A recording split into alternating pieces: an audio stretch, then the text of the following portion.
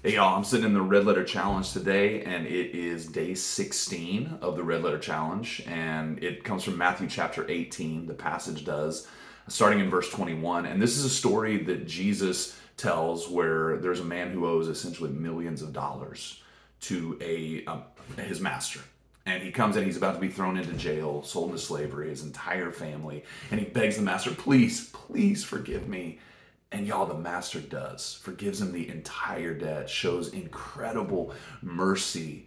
And you know what the man does? He walks out the door and basically starts immediately choking a friend of his who owes him about $10. Right? It like does not show mercy as he's been shown mercy. In the end, the unmerciful servant ends up getting thrown in jail to pay off his debt. It's a wild story. And Jesus closes it out with this. He says, in the same way, you must forgive. The same thing will happen to you if you do not forgive your brothers and sisters. And it's like, oh, yeah, we got to forgive as we've been forgiven. And he tacks these three words onto the end that are really messing with me today. He says, the same thing will happen to you if you do not forgive your brothers and sisters in your heart. Whoa. Now that's hard. Right? Because it's one thing to just say with your mouth, I forgive you. Watch, I'll do it.